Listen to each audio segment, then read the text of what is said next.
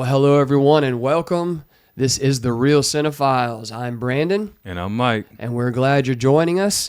We are your spot for all things cinema, television, films, entertainment, a little bit of pop culture, maybe a little bit of sports because we're actually opening with that tonight. So we're kind of an all-encompassing cinematic entertainment commentary experience, hopefully for everyone. Mike's doing this right now like he always does. You just can't see it. He's an N-word expresser. Just kidding. Anyway, we're glad you're here. We've got a lot to get into. We are super excited. Before we even get into anything, obviously the hot topic is the Tyson versus Paul. We're going to jump right in. But before we do, I want to remind you now, please like, share, and subscribe. Comment as well. We would love the chance to comment back. We've been getting more engagement as of late, and we want more of it.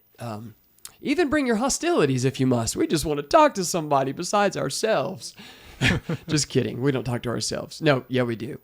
What was I kidding about? I don't know. We talk amongst ourselves. There we go. We talk amongst ourselves. Ourselves. No one has any self-talk except for positive mental health things, you know? Anyway, back to what I was saying. Please like, share, and subscribe, and hit the bell notification so you can get alerts on our whenever we have new content, new episodes, new videos, and new shorts. We'd really love the chance to, be able to bring you all of our new stuff when it's available. So also we're on Spotify. Check us out there if you just want to do audio.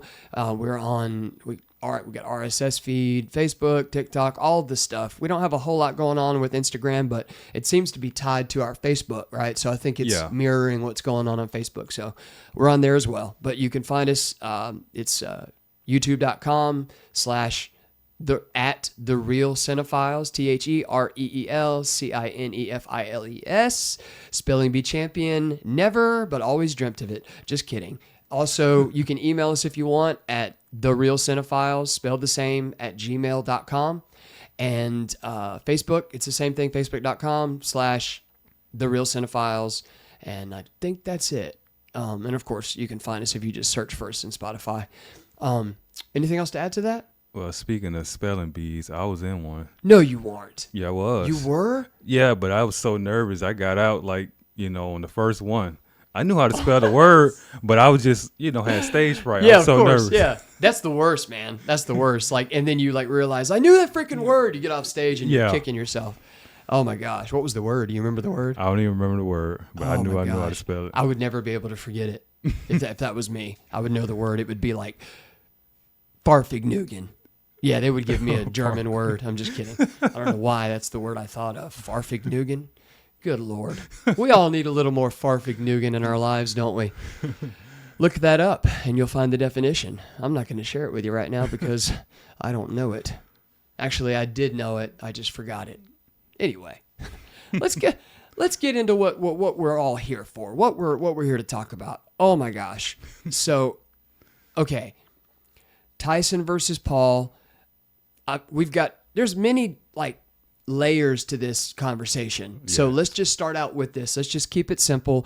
If you didn't know, Mike, if you're the one weirdo who's been under a rock, you know about Mike Tyson fighting YouTube sensation Jake Paul last night live on Netflix. It was Netflix is their 8th or 9th live event, but that's what took place, and there are a lot of thoughts kind of swirling around in the atmosphere about this thing. So we'll just start out with this, man. Why don't you tell me, Mike, what are your thoughts about the whole thing in general? You just kick us off, man. Okay, well, the real fight was before the Paul and Tyson fight. The girls, right? It was Katie Taylor and Serrano? Yeah. Yeah. Amanda Serrano? Is it Amanda Serrano? Or? Yeah, I think it's Amanda Serrano. Yeah. And that was a good fight. It went 10 rounds. Now, I think it's Katie. So it didn't go the distance? Yeah, Katie Taylor. It went the distance, but Katie Taylor, she fight dirty. She does, doesn't she? Yeah, she was throwing headbutts, and Serrano ended up getting a nasty cut. Oh, my gosh. Yeah, real nasty cut. Serrano lost, but I feel like she should have got disqualified. Okay. Because she was constantly throwing headbutts. And it's funny because they say it, I'm sure you heard that the first fight between them, they were saying was one of the best boxing matches that anyone's seen in years. Oh, actually, this one was too. This one was too? Man. Yes, I mean. I didn't see that one. You can rewatch it. I'll rewatch. Yeah, Duh. I didn't even think about that. Yeah, just go watch it. I mean, I'll go in the back. beginning, it was a lot of hugging. Katie was trying to take it slow. But then it just turned to a slugfest. I mean, they were just, Oh my God, just trading blows? Yeah, they was calling them sock'em bock'em robots. Rock'em sock'em robots. Yeah, rock'em. That's awesome. Yeah, it was just like that. I mean, they was just going Those at are it. the best fights, man. People just Yeah. throwing haymaker after haymaker. Yes. That's great. So, I mean, I had a feeling that the undercard was going to be the most highlighted stuff, the most eventful. So I'll go back and rewatch that for sure. And that actually makes me think because, there was a lot of discourse about the first fight, and they were saying, because, she won it by split decision, Taylor, I believe. Yeah. And I think it was split. May have been unanimous, but I think it was split. But they were debating it. They were saying that technically it should have gone the Serrano direction. I don't know if there was an argument even in their first fight about Taylor fighting dirty. It was close. But it makes me think that. Yeah. Well, I don't know. I think she said it was her first time ever getting cut in the fight.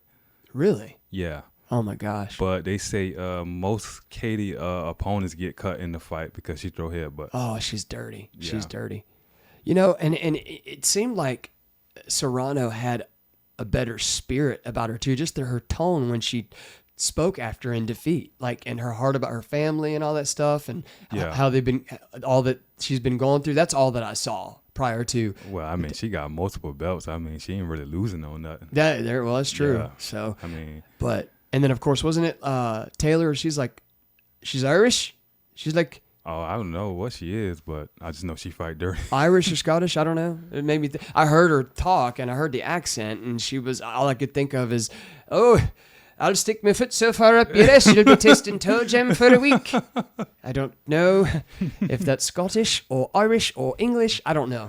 Well, that's an Irish accent. I don't even. I get all my accents blurred. It's funny because I can't even speak in a British accent or an English accent without getting into Australian or starting Australian and then end up in British. It's weird. It's so bad. Anyway, so let's. Okay, so the fight of the night, obviously Serrano and Taylor. Okay, Tyson and Paul, man. Like what? Well, before we talk about that, let's talk about Netflix. Okay. Don't do a live event if you know that you can't handle it because the TV kept freezing up. And there's been a lot of complaints about it. That's why I titled it, If Nobody Knew, that Netflix had a very huge live buffering event. Not just buffering, like the picture was awful in some of the fights. I mean, Really? It literally went to like 240p. Yeah. Yeah, it was just a blurry picture. Oh, that's terrible. Yeah. Well, I'm honestly surprised. I was using my phone. It's a pretty good phone, and it's hooked up to the Wi-Fi, like next to it having the strongest signal, and even it was messing up. Surprisingly, from all the complaints I heard, it did. I'm surprised it didn't mess up more because it honestly only stopped 3 times. Yeah, but it shouldn't have stopped at all. It shouldn't have. No, they should be able to handle it. Because, I mean, I think when Serrano was coming out, it froze up. Oh, wow. And I was thinking like, okay, maybe it's my TV. Then I clicked out, went back on. It was their servers, wasn't it? Yeah. I mean, you should be well prepared for that, especially after their previous events. Their first live event was, Chris Rock's special, Selective Outrage, which was great, by the way. If you haven't seen it, you need to check that out. Right. And especially just to hear his commentary from his point of view on the slap heard around the world. He's got a great bit. It makes the whole special worth watching. So, but you had that, then you had then back to back, there were a couple other things. There was like a Love is Blind live event. There was an Animal live event. So Netflix has been starting this live streaming thing. They obviously see where the dollars are. And so then you got, back to back, May 4th, Cat Williams special streamed live on Netflix, Woke Folk. Then the very next night, May 5th, the roast of Tom Brady. That was like over 3 hours long, which was hilarious, by the way. Yeah. And then you had the Joe Rogan live, and so they're getting their bearings with this live stuff, or should I say they should already have had their bearings, So it doesn't make sense to me. I don't know the ratings or the viewership or whatever over the Brady roast as opposed to this, but I mean that generated a lot of views. But I can imagine this would supersede that with Mike Tyson getting back in the ring. Yeah, they're getting prepared for WWE being on Netflix next year. Netflix is getting WWE? Yeah, they mentioned it during the... See, I didn't watch a lot of it. Yeah, this whole event was like a Netflix commercial. That's all it was. Netflix commercial. Because they had Squid Game people at the event. People dressed up like the people from Squid Games. Really? Yeah, and that was like... I didn't see that part. either. Yeah, you had to watch the whole event, but... I'll have to go back and see some of those. I can't wait for season 2 of Squid Game, by the way. And you know what's great? We're going to talk about it because we're talking about television series in this episode. I can't wait because, I mean, really, let's talk about what we're really going to talk about. And the thing actually worth discussing, Mike, and that is, this is an episode about series. Yeah. Let's talk about the series Countdown, Tyson versus Paul, because there's more to talk about that than there is the actual fight itself. Yeah, man. I mean, watching that showed me. I mean, Mike Tyson, he like a philosopher or something. Dude, stuff he be saying. Like, well, he does shrooms on the regular and different strains of weed. So he's probably tapped into some places, man. I mean, he was the one that was talking on the Impulsive podcast about how dinosaurs invented crystal meth. Or sorry, it started with the dinosaurs. I mean, crazy stuff. So yeah, he's been to some places, man, but he's definitely got some depth to him. I noticed that too in some of his commentary. Yeah, I mean, it's like, man, I'm like, some of the stuff he say make you think. You'd be like, man, like this guy, he wise. He is. I was impressed with a lot of what he said. He dropped some nuggets too. Yeah. Like you can tell that he's still Mike Tyson. He's always going to be strange and he's always going to be, kind of a little odd and unique. And I love that he can even be self-deprecating as well. He's even acknowledged it in the series. He's like, I know I'm weird. I know I'm, he said it a couple times in different ways. I mean, we all weird. Yeah. So I just like that he's in touch now with himself more than I think he has ever been. He's more self-aware. Yeah. You can tell he's matured a lot, but I mean, he's a guy who he had a rough upbringing. He came up on the streets. He was a, fight to survive, fight to defend, he had to fight for a lot of stuff. So he probably had so many like issues that he's had to overcome and develop different characteristics that have helped him like overcome different things. And obviously that has come out at different points in time in odd ways, the ear biting and different little odd things and criminal issues, and there's no judgment for him. People make mistakes, but so you've seen it manifest with him over time. You know who his favorite fighter is, right? Roberto Duran. Did it mention it in the countdown? It didn't mention that. Okay, because I thought I may have missed it. But Roberto Duran came up on the streets himself, and that's what his boxing style was based up on. So he's been emulating him. Yeah. Man. I gotcha. Well, I tell you what, I thought I knew about Mike Tyson, and we'll get into our thoughts about the fight here in a second. We're going to talk about Countdown, which is what came. It preceded the fight, and I think Mike would agree with me that this is... That was a good series. It was really good, wasn't it? Yeah. And it was actually, I think, the directorial debut of the duo that directed it. And their names are escaping me right now, but it was a great choice having Ice-T narrate. His voice was perfect. That was Ice-T? That was Ice-T. I didn't even know. Yeah, man. I was like, dude, I know that voice. I was like, because he's got such a distinguishable voice. And it was bugging me. And you know how I am with names and faces. Yeah. I had to Google it, even though I should have just remembered, oh, that's Ice-T. So do it make you want to watch NCIS? Hell no. Not a chance. I think it's Law and Order, isn't it? It's one of them. Yeah, Law and Order Criminal Intent or Law and Order Special Victims Unit. I don't know. There's so many of them. It does not. If I was going to watch those shows, since we're on the subject of the series in this episode, I would watch it for Ice-T and Ice-T alone. But even Ice-T can't bring me to Law and Order. Maybe if he was going to kind of do a new rendition of, F the Police or whatever the song was that he did back in the day.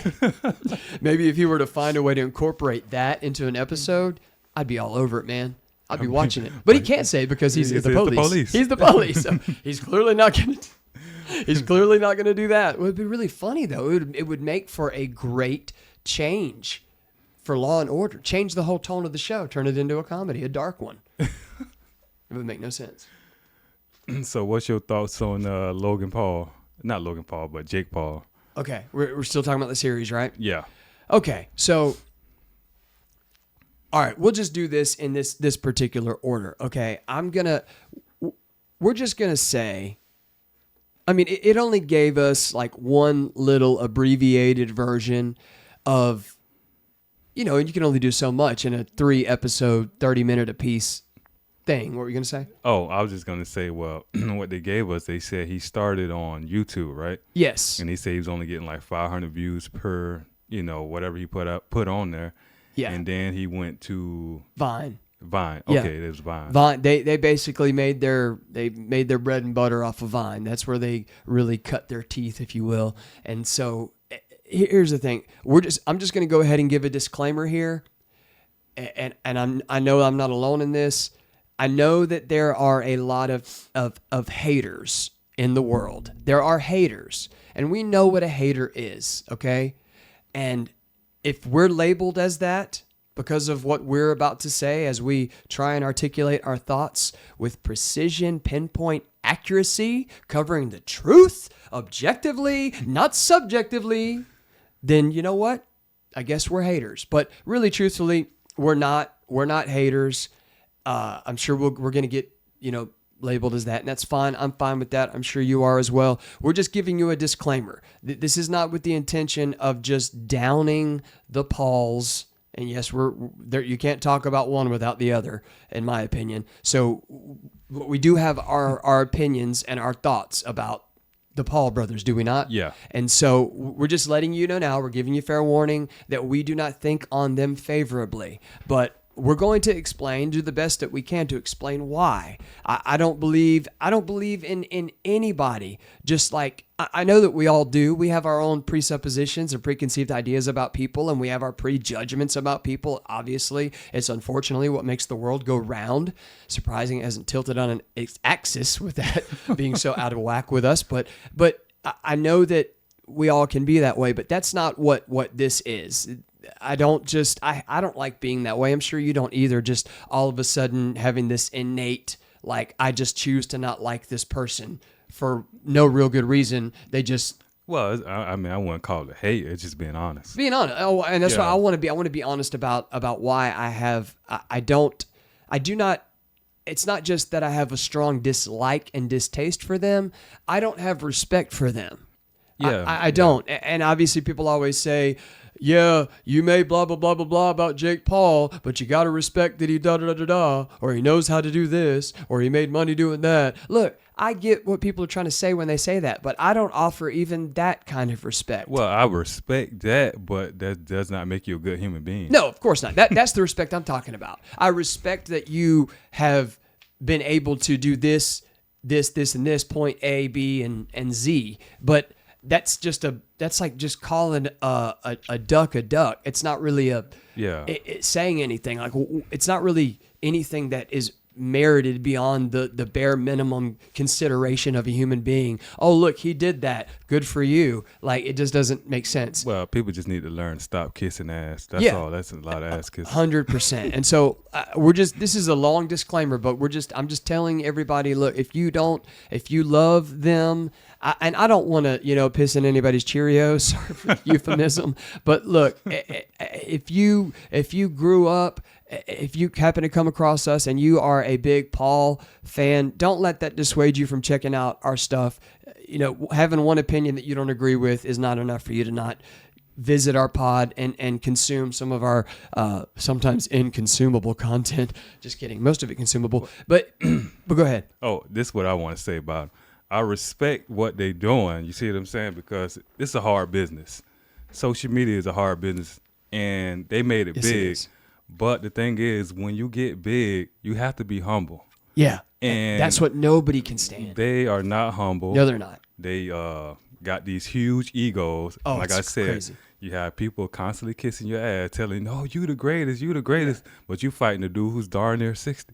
Yeah, exactly. Talking And I about- don't even want to get into the fight yet. I really don't. We're going to talk about that 100%. It's going to be hard. We're going to be all over the place. I don't know why I'm trying to keep this thing Okay, linear, all but right, just because go I ahead. got my thoughts about the fight, and I know you do as well. And right. it's going to be very choice words for sure. Yeah, just go ahead. But all right, okay, so just about the Pauls. Let me just say, it's not just that I don't like them or anything.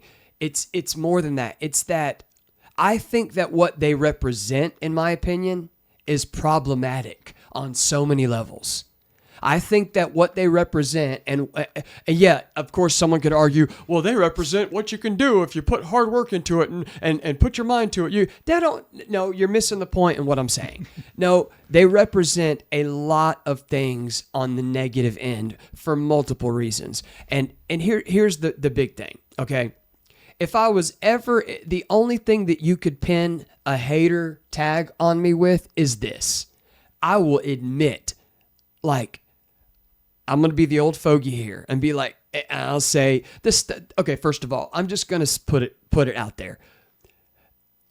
I've seen, just for shits and giggles, I checked out the stuff that their Vines, their YouTube videos, the stuff that their content wasn't even good.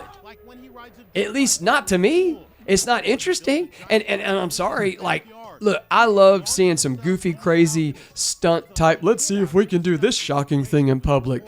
The kids will love that. I mean, that's what they built their business off of, doing that kind of stuff. Is it like Impractical Jokers? I mean, there's a little bit of that in there as well. It's just different pranks on each other, different like little stunts. Let's go blow up a car. Let's set a mattress on fire and throw it in the pool. Like just different things like that. We were doing dumb stuff like that forever ago. We've all done dumb stuff. They just had a camera to record it, and it was just in the beginning stages of social media, the social media boom. And, YouTube was really on the uptick, and then Vine comes out. And so I give them like the basic bare minimum due respect of the fact that they capitalized on these things. Yeah. Good for you. Good for you. But it's not enough, to me, in my opinion, to have the following that they have had, to throw the money at them, at their feet that they have. And I'm going to say this too, because this is where we first get it. Oh, well, you're just jealous because you're not. Everybody, I know how everybody's brain works. Oh, he just hating because he ain't. I know everybody's going to say, I know what you're thinking. Listen, let me stop you right there. No, I'm not rich. Mike and I are not rich. But I believe I can confidently speak, even for him in this regard, that we are not rich, but we are comfortable and we are not in need or want for anything. Am I correct? Yeah. Of course, who wouldn't love, like, to be spoiled and have whatever? But there's not some it just insane, propulsive force in me that just craves to be rich. I don't have that. I think maybe I had it for one phase of my life. I think probably all human beings go through it for like a year or two, maybe. Yeah, but more money, more problem. I just want to be comfortable. Yeah, exactly. That's it. all I've ever wanted. So I mean, that's what I'm saying is I had like maybe a year or two of my life had the wonderings of oh, wouldn't it be nice to be rich? And da da da. I'm just saying, I'm sure everybody has had that thought to an extent. But it was short-lived for me, and it transitioned, if anything, to getting to the point that I believe I'm at now, that I'm sure you're at now, yeah, of being comfortable. And anything that I can presently think of that I would want, I have or can get. No, I can't go hire a beautiful Brazilian masseuse to come in and give me massages 7 days a week, 3 times a day. And then before she leaves, she gives me a very manly pedicure. And then she cooks me, the Brazilian steakhouse. I get the whole experience, the Radizio effect. They do that at a steakhouse? Yeah, man, we had a place in town. I'm getting off in the weeds. Anyway, you get my point. No, I don't have that, but I don't need that. You know what I'm saying? My point is I want to be heard very clearly on this, because here's the thing. So much of what goes on with the Pauls, and I think they're both one and the same in this regard, but I believe it's a little bit heavier on the Jake Paul end. They're very gaudy, garish, over the top, let me show you my flashy shit people. That's what they are. And here's the thing. I've never, listen, if you're that way, bless your heart. I got nothing against you, but I'm going to state the facts here. I don't have to be a psychologist. I've been around long enough. I grew up too. I was a kid too. Look, and you as well. Look, anybody, I always cringe.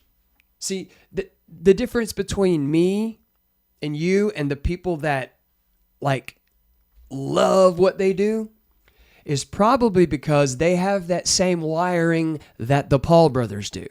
And here's, because if you see a person who's like I saw that one video, like Mike, when he's like, when Jake Paul's like, he's building up his weight and he's got the belly and he's like laying back and he's putting his stacks of cash on his stomach. Yeah, that was weird. When I see that,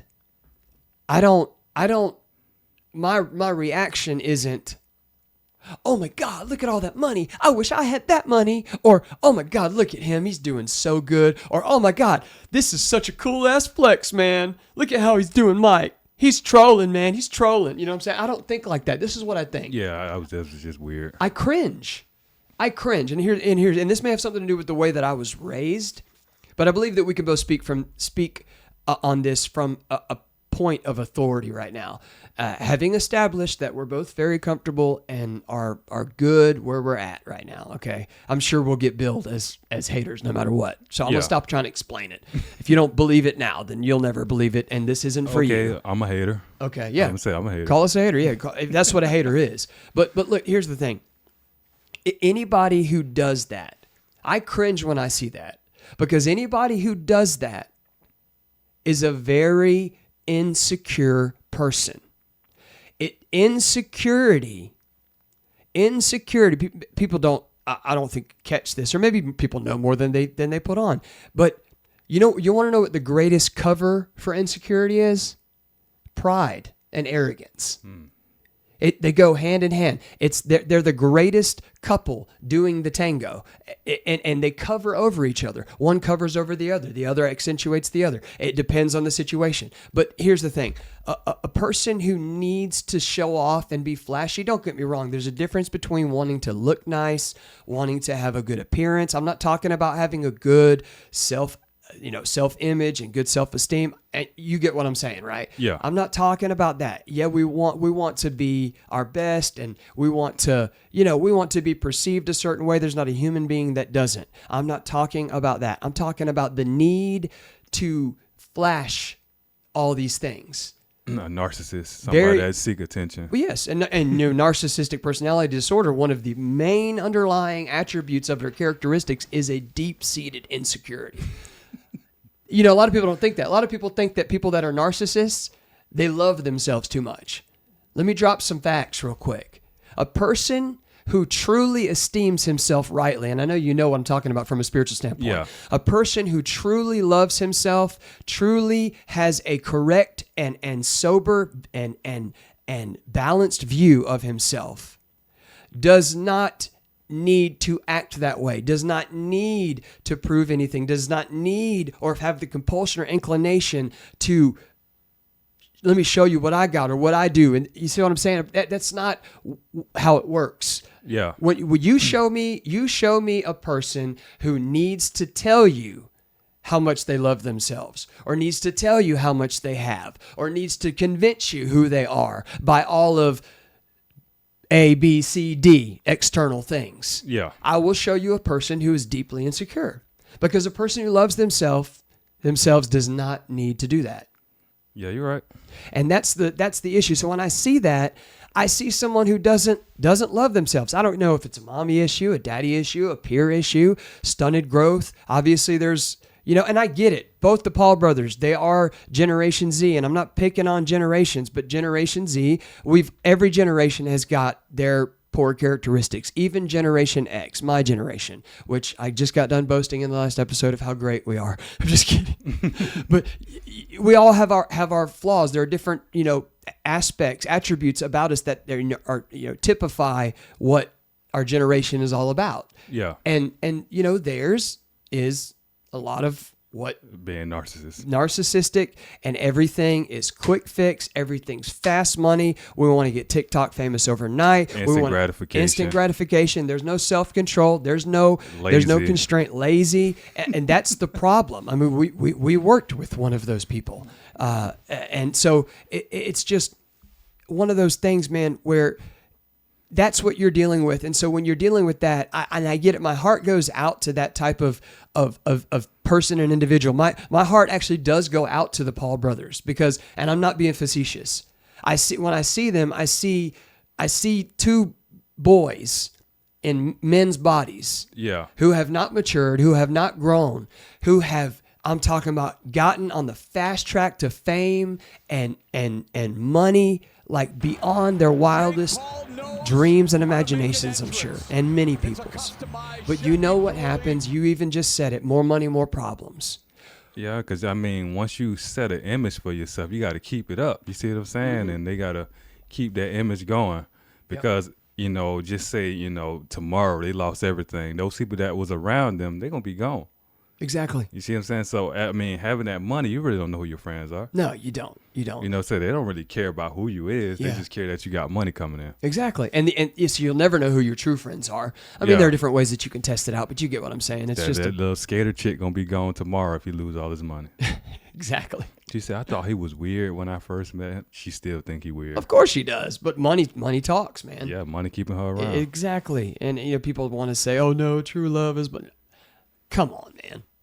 There isn't the most Christians or spiritual of people who hasn't thought prior to engaging in a relationship about the other person's standing as far as their wealth and their status. Yeah.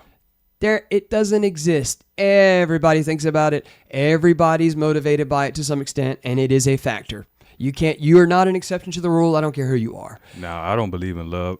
I believe relationship is a business, but yeah, if you believe in love, that's on you. Oh, wow, we're getting into some other stuff. We'll have to come back to that more on that in a future episode for sure. Because the real Cine-Files and relationships. We'll call it the relationship files. How about that? Yeah. I'm going to stop before I get really dad jokey. So you've got these guys, and my heart goes out to them because when you have all of this plunged on you, and here's what happens, and nobody's perfect. I got my issues as you've got yours, but we want to strive to be the best us that we can be. I'm more grown, believe it or not. I'm more grown and mature than I ever thought I could be now. I know more than I ever did in my mid-20s to late 20s, the age that they're at. And thank God I don't think the same way. Your perceptions change, your perspectives heighten, you know what I mean? Yeah. And so my heart goes out to them. But here's the issue. When you already have internal issues, internal wars, internal struggles, or just some deep character flaws, the problem with that's where the more money, more problems comes in. Yeah. Because when you throw something like the limelight, or you throw something like copious amounts of money at somebody and you have that issue, this is what it does. It exacerbates the hell out of it. It brings it up, and it amplifies it, it magnifies it, it basically, and on top of it, it puts a whole lot of other crust and layers over these issues, insulating the person even more from dealing with those issues. Yeah. And growing and maturing. We're getting into some psychology. Well, I just feel like, what if somebody never really had issues? It's like they had a good upbringing. Yeah, it seems like it. But like I'm saying is, when people around you and they telling you BS, you the greatest, and just things that's not true, you try to build yourself up to those expectations that people have. Yep. And you never reach those. That's where the insecurities come from. Expectations people have on. That's good, man. Yeah, that's what I believe. No, that's good. That's a good point. That's another other side of the coin to me. Yeah. But yeah, that's it. So I mean, whether it's issues that were already there, I mean, because dude, you can have the best of upbringing, and people are still always going to have some personal issues and struggles. Through whatever. I hate even bringing the damn word up, but whatever trauma they experience, is there are some people that do have traumatic things that they're dealing with and have sustained different wounds, and I get it. So, I mean, you can have the best of upbringing and you still got major issues. Unless it's their dad, he wanted them to play football. That's what the camera was for. Yeah, initially, and they used it for all the social media stuff. Yeah, so maybe it's some tension between them and their dad. I wanted you guys to play football. It's cool that you guys are rich, but I wanted you to play football. Yeah. Who knows? Could be that. Well, he seems like really happy with how they're doing now, Mike. It seemed very clear to me. But yeah, no, I mean, I'm sure there was that. I'm sure there was some family animosities and distrust and distaste and disappointment. I'm sure all the diss words. Until they bought him their house. Oh yeah. Good. Son, you're forgiven. Yeah, you can go record yourself taking a dump in the neighbor's yard. Do whatever you want. I mean, yeah, I'm sure that. But so I mean. You get it, whether it's issues or whether it's just someone who's not developed yet as a human being yet. And you get all that plunged on them, it becomes you become even more insulated from becoming a better person. That's what I'm getting at. Yeah. And that's the issue, is that's what we're dealing with now. And so everything that they stand for, to me, I mean, if they stand for anything, it's what can happen in America. I'll give that. I mean, probably the most I've ever liked Jake Paul, if it's even possible, is what he said when made the comment post-fight about thanking all the people that make the country go around, and it feels like we're back. I mean, he said something that was kind of patriotic. I don't know if it was BS or not. Yeah, the firefighters, the police. I appreciated soldiers. that. I don't know if that was bullshit or not, but I liked that he said it. It's the most decent thing I've ever seen him do or say. Hold on one second. If you want to give a thought, I got to change something real quick. Yeah, that was like the most American thing he said. I mean, I appreciate that. I did. So you felt the same way I did? Yeah. Yeah, I really did. You know what I'm saying? I mean, they reaching 30, so, maybe the next couple of years they'll mature. Yeah. I'm just hoping for that. That's what I hope for. That's why I feel very strongly, Mike, that our case for not being haters should be believed, because I do want what's best for them. See, a hater would want them to fall miserably, would want them to lose all their money tomorrow, would want them to get humiliated for all the world to see. I don't want that for them. I just don't. I don't want them to stay the way that they are and to prop up this image and idea that is a facade, that is a smokescreen.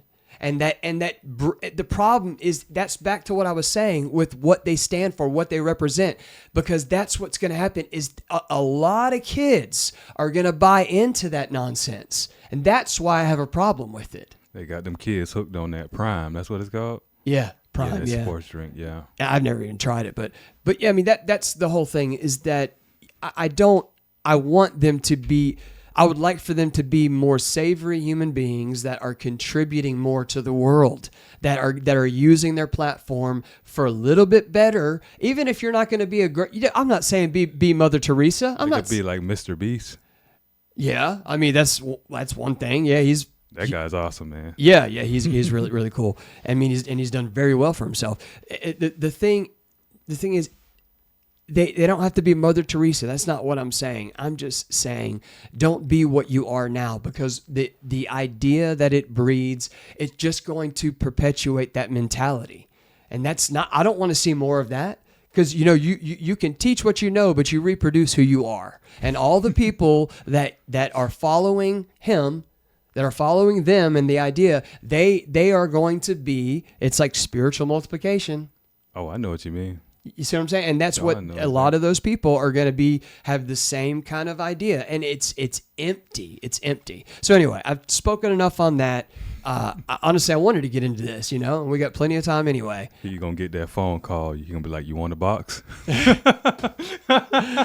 I mean, I hope I'm not. Look, if they were to ever see our little meager podcast, I would like to say very clearly, I am not against you. I don't hate you.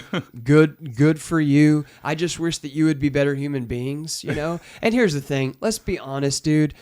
Oh my gosh. He's a very smarmy person, okay? He's not all this bull crap about how philanthropic he is. He is not a philanthropist. He is not. Yeah, he is not. He is an opportunist. There's a difference. He's not a philanthropist. He's an opportunist. Jake Paul is not a philanthropist. Let me make it clearly for the short that comes out of this video. Jake Paul is not a philanthropist. He's an opportunist. There's a big difference. Yes, he did boxing bullies. You cannot find very much highlights about any of his philanthropic work, any of his charity work. He developed a boxing bullies, this charity that, you know, renovates gyms and teaches kids how to box and overcome bullies or whatever. Here's the thing. That's projection, my friend. First of all, that's your only venture, and all this other stuff you're doing that's not bettering the world with your money, creating this clout event. That's all this was. Yeah, I mean, why not just build community centers and, you know, you just do what Mr. Beast be doing, you know, digging wells and building houses do for something meaningful. Unfortunate people.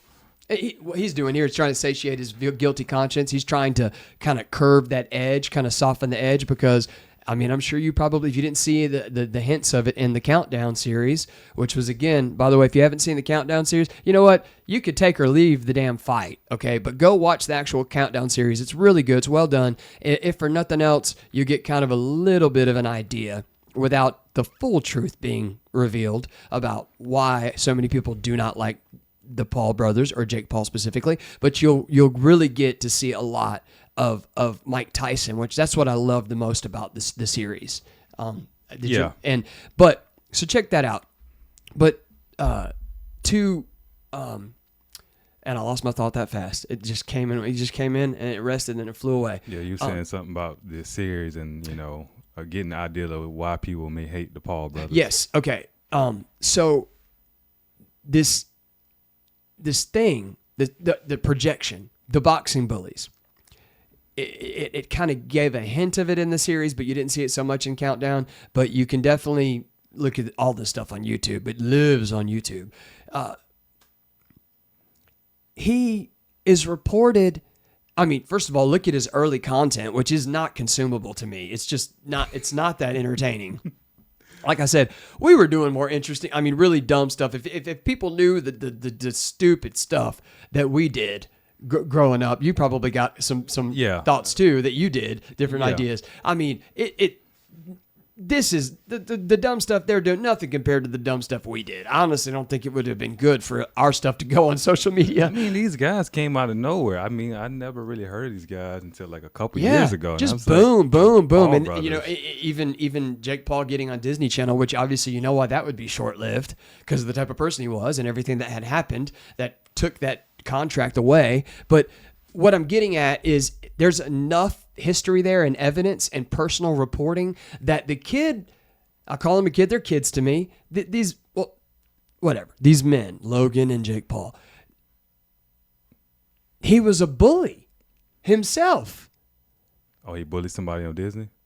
I don't know all the specifics, but there's a couple of videos about it that friends had commented on different things that he had done that, and then some of his videos early on, I don't know how he even has a following still. I mean, the stuff that both of them have done is insane. Like, but let me make my point and then I'll give you some of that. If you're a bully, you're either trying to cover over all that stuff, that guilty conscience. So what do? Boxing bullies. It fits. It's projection. Yeah. And so, I mean, and you know, you see a lot of times people, when they are trying to do a good thing, it's like for theirs, it's satisfying some other separate, convenient, selfish desire.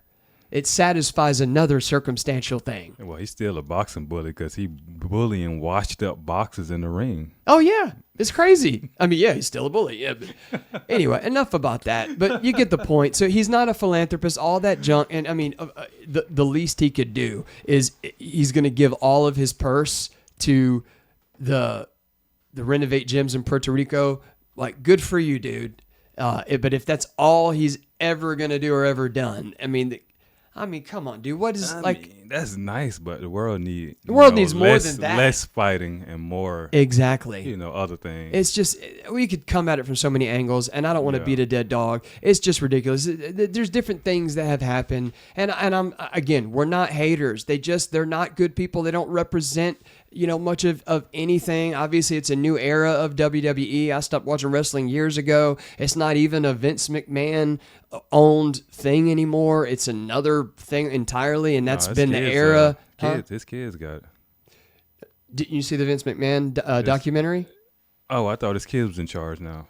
Well, yeah, but it got bought out. The whole thing got sold. Oh man, that sucks. Yeah. I mean, they're still part of it, but they don't own it. Well, I won't watch wrestling ever again. Yeah, no, it's a totally different ballgame. That's why they're getting into this arena, this Netflix and streaming and all that stuff. No Vince McMahon. I'm not watching wrestling. Yeah, listen, you need to, just because you grew up on it, you got to watch Mr. McMahon on Netflix. It is an incredible... I love that this is all conveniently working for our theme of this episode about series. Yeah.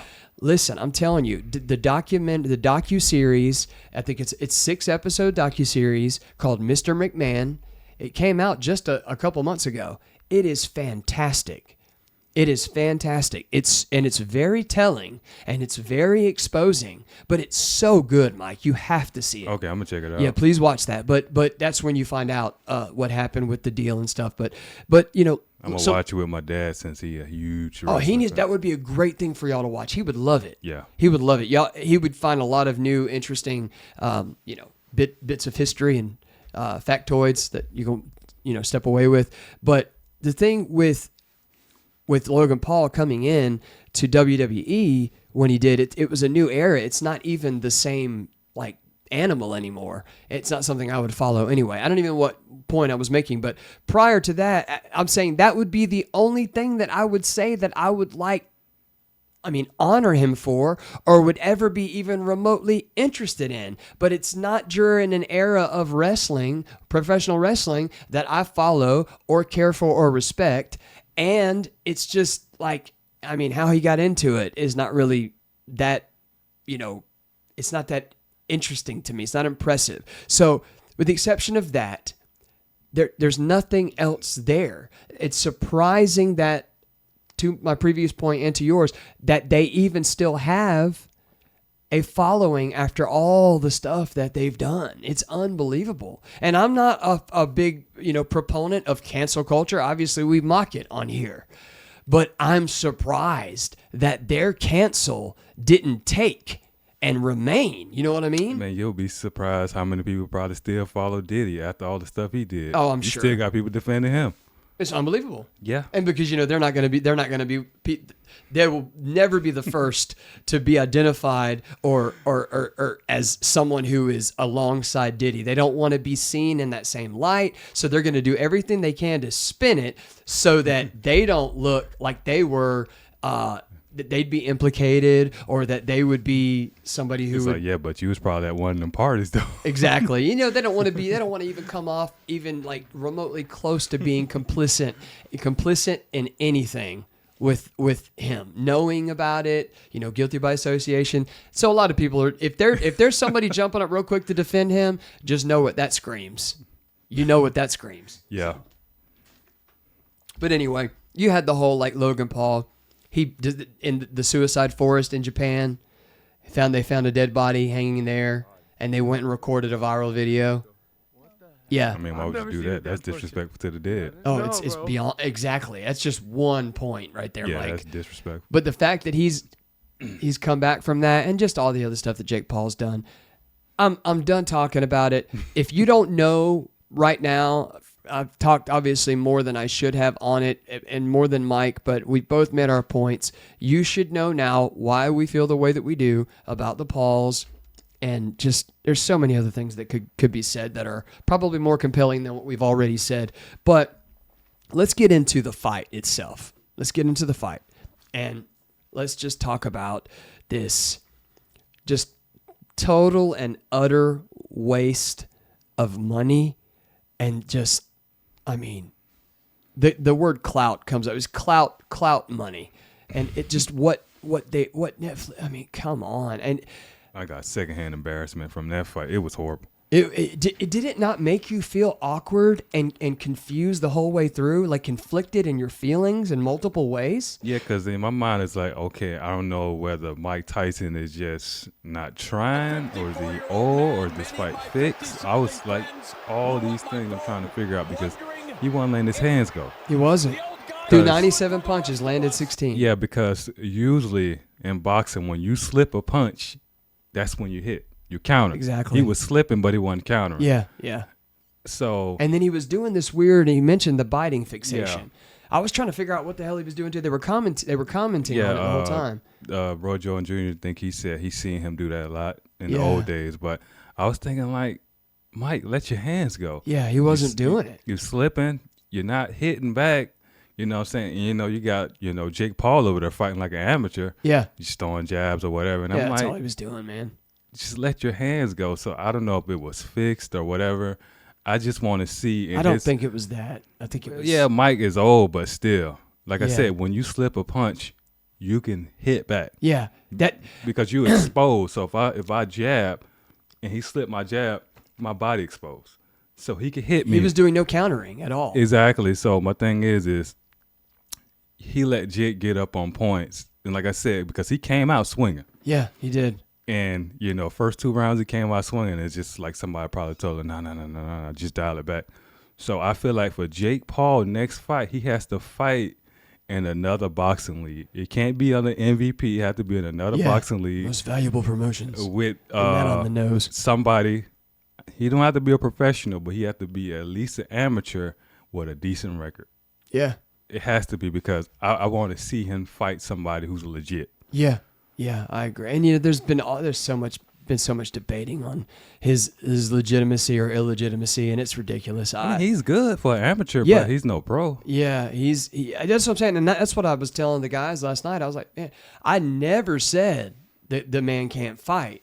I just said I do not like him. I do not respect him. And I do not think that he is as good as he's been billed as, No, because if he fought a professional, he going to get knocked out. You get in the ring 5 seconds later, he sleep. Yeah. He's going to get exposed because, like I said, he was exposed. You saw that. Point that out in the countdown. Yeah, he was exposed on the countdown. Remember the guy, when he took him to the new coach, he said, I don't want to train him because, he lacks fundamentals, right? Fundamentals. And he pretty much fight like an amateur. And if you don't have enough fights under your belts, this is what Mighty Mouse mentioned, but he mentioned that usually amateurs have at least, 20 to 30 fights under their belt before they even go pro. Yeah. And he does he not never have had that experience. Yeah. You know what I'm saying? Because when you do fights or compete, you work out those kinks. Yeah. You see what I'm saying? Yeah. Well, you saw how it started out with him. It was just for kicks. It was that big beef between him and Deji or whatever, and that was their first little fight. You still don't have enough fights on his belt. What? That's just my point. It didn't start out. It was like it was a fun little YouTube experiment, exhibition, Mike. About and it like it was just for kicks, and somehow the thought came in, well, I think I could do this, or I really like this, or I might actually have a knack for being a boxer or whatever. So, but then it just transitioned from one exhibition to the next, and it became so many publicity stunts. And I'm not saying that these were not like legitimate fights. They just were not on a level of professional that I would deem them as. I mean, these guys are MMA fighters. Yeah, and that's a different style of fighting. It's completely. a different style. That's like when Conor McGregor got in the ring with Floyd Mayweather. You know how that was going to turn out. I'd never had good feelings about that. Yeah, so the thing is, he has to at least, he don't have to fight pro boxers, but at least fight amateur boxers with a good record. Yeah. You know what I'm saying? I would love to see that. You know what I'm saying? Where they may be going pro. Yeah. Or stepping over into the professional boxing thing, and he need to fight these guys because he's not really ready for professional boxers. Especially at his weight, heavyweight. Yeah. Heavyweight, once you're in heavyweight, you could fight guys that's 300 pounds. Whew. There's a lot of disparity between 230 and 300 pounds. Yeah, so there's a lot there, man. Golly. Yeah, in most sports like judo, wrestling, all that, as soon as you go into the heavyweight, and you've got a martial arts background too. You did judo, right? How many years?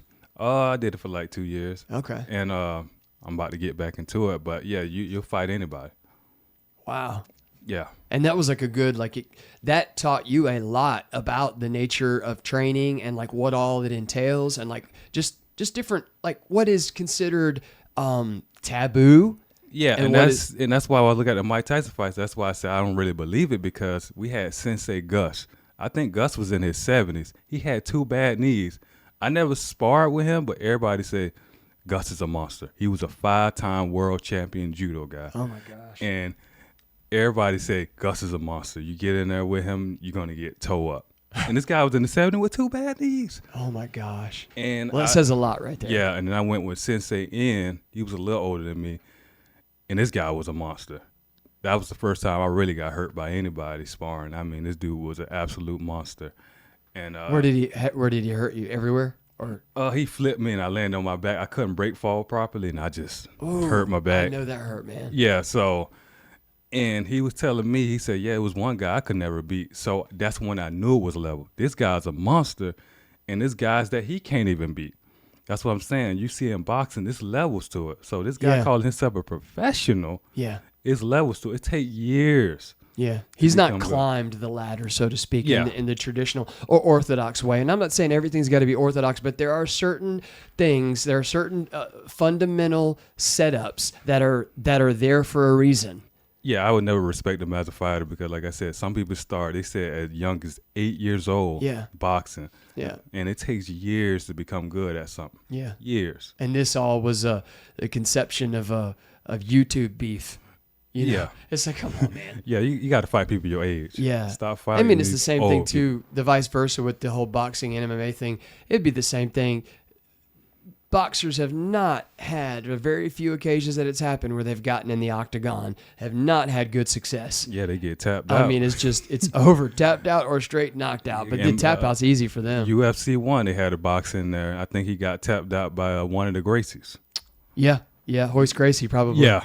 My gosh. Because, boxing is a good fighting style, but I mean, you're pretty much exposed because your legs. It's limited. It's one-dimensional. Yeah, exactly. Yeah, and I get that's why. I mean, I've been an MMA fan for years now. I've gotten out of it, but that's why I've leaned more towards that. It's more. You're going to see a whole lot more happening there. Yeah. And then of course you get the person come in very analytically and austere say, oh, well, boxing's more technical in this way. No, I don't want to hear any of that baloney. Yeah, right. I'm going to say it's more technical. But nobody wants to see that. I don't want to see your technical. I want to see somebody get their ass tore down. It just got lame in the last, the past 10 years. Man. Yeah. Yeah, the past 10 years. Let your hands go, man. Let your hands go. Everybody's fighting so conservatively. Probably one of the most frustrating boxing matches I ever saw was Mayweather and Pacquiao. The fight that people waited years and years to see. And it was so boring. And it was so... Did you see it? No. Oh, good. Don't worry about it. I don't want to see nobody just slip. No. It was just so bad. Let your hands go. Bad. This is a fight, not a dance. Fight. Yeah. It's the same. There's not a lot many people that it becomes to them. It's they're fighting to preserve an idea or an image or a title. It's no longer what it used to be about. These guys ain't fighters. That's what it is. When I used to go to the gym, I used to fight. I'm not one of those people, like in jiu-jitsu, they get on, just sit down. No, I stand up and I fight. These people need to fight. That's what people pay to see. Yeah. People fight. That's it, man. And so I guess my, to your point about Mike is it looked like to me, trying to figure out what was going on with him, it looked like his confidence was neutered. That's what it felt like to me. There was something had zapped it. You know what I mean? Whether it was the fact that he maybe did have a legitimate knee issue, or maybe it was the fact that he could tell real early on, oh my God, I'm almost 60. This guy's 27, and the reality hit him all of a sudden. I don't believe that. take example for my dad. My dad is 60. He's still as strong today as he was when he was young. Which is scary. Remember we just went over that in the meeting the other night. He could literally throw me through a wall if he wanted to. Yeah. So the thing is, your dad's an ox. Yeah. So the thing is I don't believe that Mike Tyson took that money. I heard he was gonna get $20 million, and most people would take the fall for that. I'm just saying that's so what you're coming at it from the standpoint of you're still on this fixed thing. Okay. Like I said, well, hey, that's your view, and that's cool. Because like I said, if you take my dad for example, he's still strong as an ox. Yes, Mike Tyson looked tired, his knee and he could have thrown all that, but he could have thrown more punches Yeah. to at least make it believable. But him just sitting in there, not throwing any punches, just made the fight even worse. It was very, very disturbing, very disconcerting. And listen, man, I got to tell you, I don't know how much I align with what you believe, but I'm not too disconnected from it. I could see it. I guess I'm going to lean on the side of, let's just say if. I'm going to lean more on the side of if it was real, this is my view. If it was real. All right. My view, if it was real, was that, something had neutered his confidence and he was too, first of all, he doesn't have the reach that Paul had. Jake Paul's got at least a 6-inch reach advantage on Mike. but that's what the peekaboo style is made for. So I don't know what the hell you're talking about. The peekaboo style, that style he did. Oh, okay. Yeah, that's what it's made for shorter fighters to get beyond that reach. So he could have come in and done his bobbing and weaving and gotten in there. Yeah. Right. But what I'm saying is, I'm just speculating here. Let's just say, like, whatever it is, whether it was the reach or whether it was something else, something was keeping him from being confident enough to really let it go. Okay? If it's real, don't come back to the fixed thing. We know how you feel, Mike. If it's real, something was keeping him from doing that. And that was what was so frustrating. And then it became very, very evident that Jake Paul could have closed it out in the third round. Obviously, that was when he hurt him, but he didn't. And he could have. He had a number of opportunities, in my opinion, afforded him. But I guess if I'm speculating, and that's all we can do, is that he respected the man too much, respected his image, respected what he stood for, his infamy, Hall of Famer, all of that. He respected this idea too much to do that. And then, of course, throw in the fact that his dad, it mentioned, was Mike Tyson's his dad's favorite fighter. And so, that's why I don't think Jake Paul finished him off unless it's either that or Jake Paul still had apprehensions about that Mike Tyson power, because if he does go in and try and close it out, there's still that chance of that counter left hook and I get caught on the button and I'm sleepy. It could either be that he was just a little bit too apprehensive about getting in there to close it out because he knows what's happened to fighters in the past that tried that on Mike, 58 or not, or he respected him too much to tarnish his legacy. Well, you can't run Mike's legacy. Well, listen, whether you can or can't, Mike, you get what I'm saying. The idea of me being able to tarnish this fighter, like in his head, he's thinking, I don't want to do anything to tarnish, maybe not his legacy, but the perception of him. It could have been something that fueled him, and that's why I think that maybe I said this last night. I said, in my opinion, for Jake Paul, this fight is a lose-lose. And it's crazy, as I said this, and Kamari even mentioned that he actually heard the dude say it on the thing. I had left the room, and when I came back, he's like, oh, he just said what you said. And I was like, oh, that made me feel good. I'm not a complete horse's ass. And so I said that it's a lose-lose because if he wins, he's, doing something that a lot of people don't want to see. You don't want to see Mike Tyson hurt. Okay? So if he wins, he's not really winning because, for one, he's 58 years old. You're fighting a fighter, regardless of him being the baddest man ever and the iron and all that, you're fighting a man well out of his prime. He's, bordering on senior citizen, and you can't, it's not really going to be that big of a deal, regardless of who Mike was previously. And then if you win on top of it, you're dashing the ideas and the dreams and the hopes of a lot of Mike Tyson fans and what their sway was, what their preferences were. You're throwing that on the floor and dashing it into a million pieces. You know what I mean? And so that's why I think it was a lose-lose. And I think maybe it's possible Jake Paul perceived that and therefore adjusted himself accordingly, because maybe it was a mental battle about these ideas and he didn't really know what to do. You see what I'm saying? You see my points? Yeah, because everybody was telling him to throw that overhand right or something like that to knock him out. That's how he's been getting folks, yeah. Yeah, but they say he never threw it. Yeah, he never did. And anyway, if it tells you anything, like when you just see the arrogance of these brothers, Mike, and I think Logan said he'd knock him out. Oh yeah, well actually I'm gonna tell you what this is about to get on is gracious as Mike is in his interview, and he's just saying out of he didn't want to say, yeah, this is it for me. I don't know why he even gave the idea out there that he still had more in him. I respect the man if he believes he does and wants to do more. That's his right. I don't know why he would give that idea out there, put that idea out there, but. When he said what he said, like, just for kicks, he was just joking. Maybe I'll fight his brother. Like, he wasn't even really being that serious, right? But the idea, did you look at Logan's expression? Yeah. It was so off-putting to him. I could see his gears turning. This man was so offended at the idea of this person who clearly he doesn't respect enough that he would have the audacity to, mock challenge me to a fight. So he said very quickly and reactionary with full zest of haughtiness, mother effer, I'll kill you. Yeah. And you could see it. He was so perturbed. He was like, this is preposterous. I could see it in his eyes. Like, who are you, dude?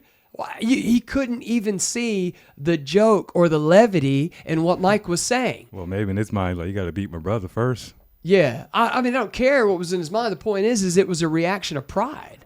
Yeah, that's what. Just to my point, you're probably right. He was thinking that.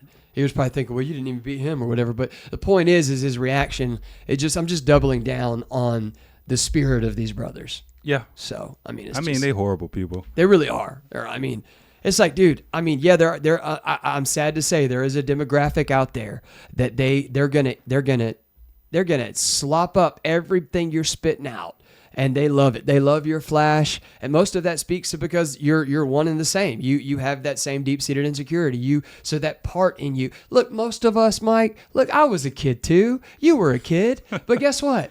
I had a car that I tried to make all flashy and put rims on it and put a system in it. And yeah, I remember I used to ride through school. And I wanted to, you know how it is. I got that bass in the trunk, man. I'm going to ride through the front of the school and I'm going to blast my music. And I got my Tommy Hilfiger shirt on. Oh my God, look at me. Look at me. But guess what? Most normal human beings, that shit dies in high school. Yeah, you're right. And you grow up and you get past that. If you're still like that, you haven't grown up.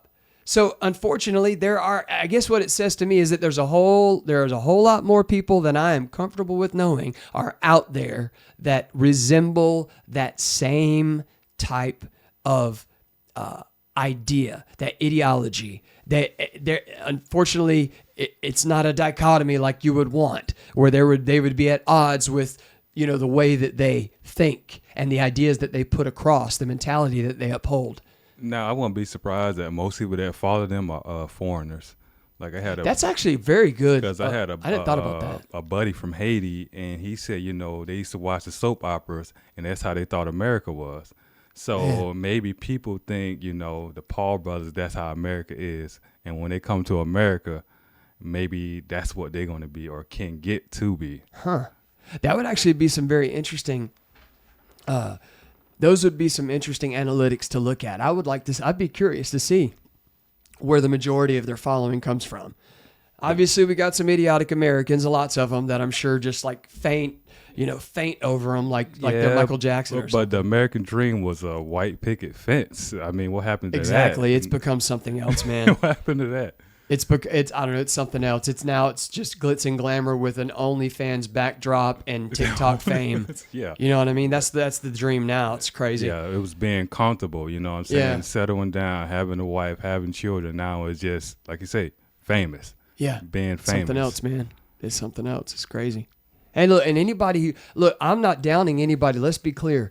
I'm not downing. If there are people that their ambition is to be famous, if their ambition is to be rich, and that is their goal for whatever reason, that's their personal preference. That's their right, as an individual. And regardless of whether I align with that or not, I respect a person's right to uphold that belief. But so I'm not, if that's what you want, I don't understand that kind of ambition. I don't. And then if someone will say back, well, that's the ambition that built our country. Actually, it's not.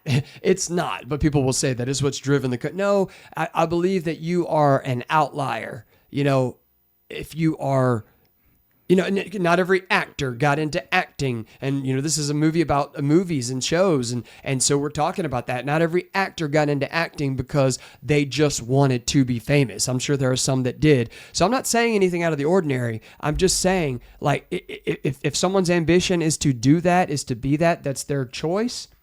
I'm just saying that I don't understand that. If that's what you want, the American dream has become that, like you're saying. Yeah. But to me, it's still what you said. It's to be comfortable, to be secure, to be content. I mean, there's nothing worse than being discontented. You know what's sad, Mike? And it's probably a good thing, a good point to close on this portion with, is you can have all of it in the world and be as discontented as can be. Oh, yeah. What does it say? And I don't believe it. I'll just say this. There are certain sayings, and there are even certain scriptures that, let's just be honest, they're true.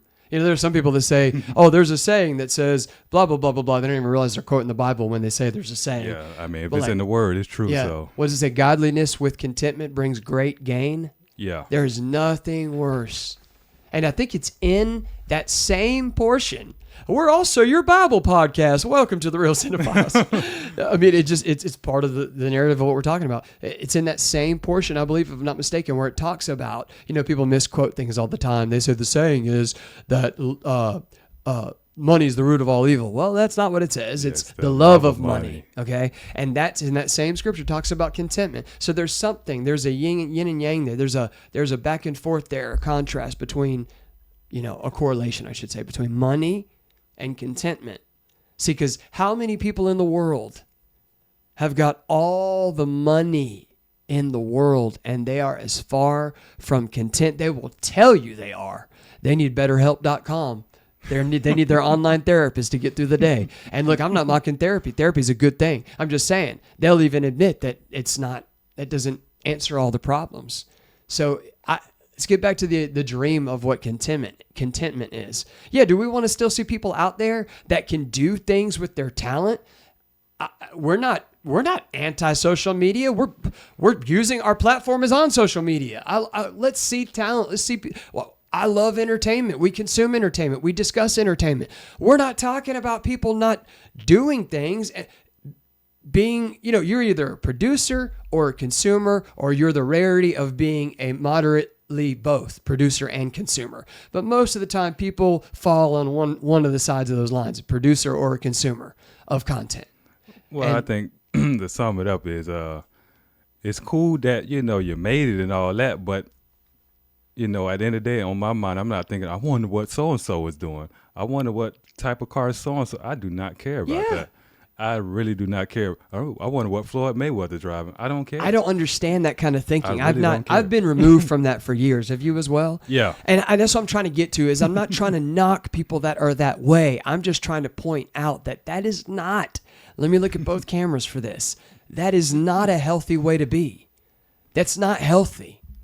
It's not normal either. Yeah. That kind of ambition does not bring...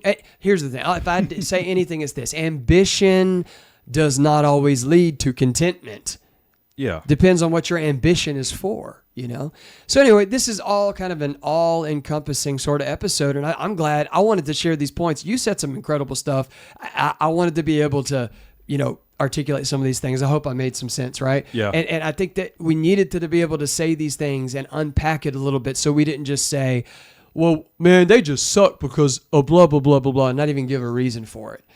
I don't think... We don't have to say it. You just got to see for yourself. Yeah, see for yourself. And you got to look at it objectively. I never really knew who Jake Paul was until I watched the countdown. And just his attitude was off-put. Period. It's very off, right? Yes. Very real off, man. off-putting. I don't know. I don't know that there are plenty. Listen, there are plenty of other. I'm trying to pick on them alone. There are plenty of other unsavory, famous people out there in the world, obviously. But and there could be. They could have some of their problems. Could be their characteristics and negative attributes could be akin to the Paul brothers, for all I know. But we're just kind of focusing on them because the topic of discussion is the Tyson and Paul fight. So, but anyway, point's been made. Overall, the verdict. You know. I'll say this, Netflix, let's do better with your next live event. Yeah, and be ready for it. Be ready to handle that kind of weight, handle that kind of traffic, you know? Yeah. And let's do something. I mean, come on, that whole thing. What a Give us a real fight next time. Give us a real fight and don't do that. You know what? I'd rather see Mike Tyson make another cameo appearance in a Hangover movie. Give me a Hangover 5 with Mike Tyson in it rather than this. I mean, come on. Let's just get past it. Any other thoughts on the fight, man? Or the Paul brothers? Only thing I got to say again is just get a better fight. Just make it a better fight. Good. That's it. Yeah. Let's get a better fight, man. Man.